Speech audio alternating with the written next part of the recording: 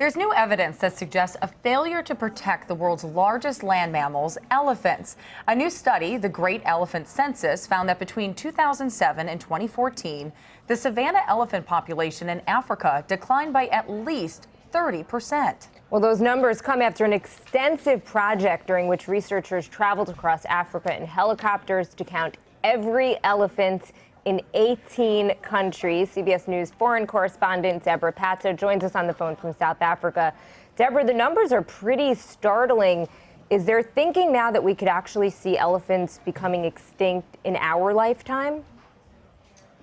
Certainly in some countries like Mali and Chad, it's estimated that the local population will be completely extinct very soon. Other countries, for example, here in South Africa, they're doing a lot better. But overall, the statistics are alarming for the continent. Effectively, what is happening is that more elephants are being killed than are actually being burned. So the death rate is exceeding the birth rate. And the statistics, I mean, think back, prior to colonization, scientists estimate that Africa may have had as many as 20 million elephants. By 1979, only 1.3 million remained.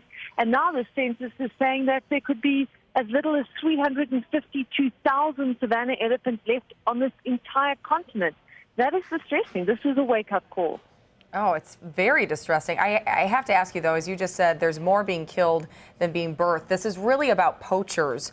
I have to ask, what are countries doing in Africa to increase conservation efforts in their particular countries? And what can be done in anti-poaching units? Because it seems like the poachers are just out of control.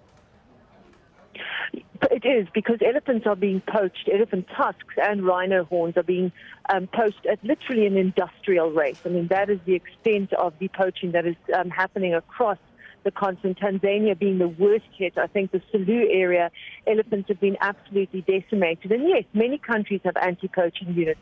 But think of a place like Garamba, which borders South Sudan, which once had one of the largest elephant populations. That's in the DRC, the Democratic Republic of Congo.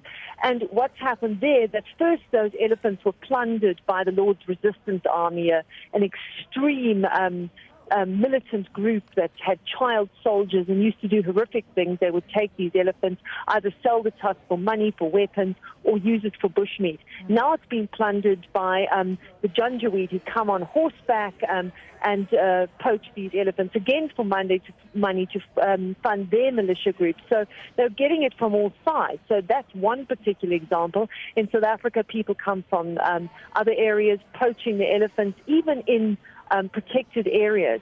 And I think that's what's so disturbing most of all, is that it's the elephants that should be the most protected that are not.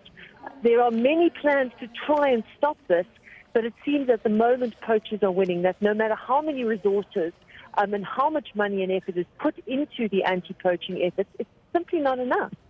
That's what seems to be most troubling here. I mean, 84% of the elephant population surveyed was cited in legally protected areas like national parks. 16% were in unprotected areas. So this study, as you're saying, suggests that even elephants inside parks are in danger. In fact, they could be in greater danger. What's being made of that? That's absolutely true, and certainly that's been our experience. When we've filmed elephants and we've gone to do wildlife stories in South Africa and other areas, that's exactly what's happening. It's happening in South Africa, in Zimbabwe, in Mozambique, in Kenya, in Tanzania, and further afield across the continent. Poaching is happening at a rate that simply is too big. It's effectively what people are saying, it's a war, that there's a front line now and the poachers are coming in. Sometimes in one instance there was even helicopters that were used to get into these game reserves.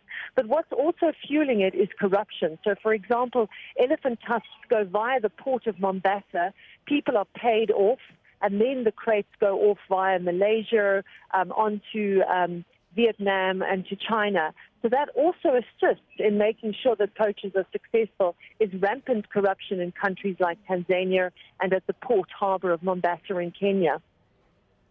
So frustrating. Well, Debora Patta, thank you for joining us from South Africa. Much appreciated.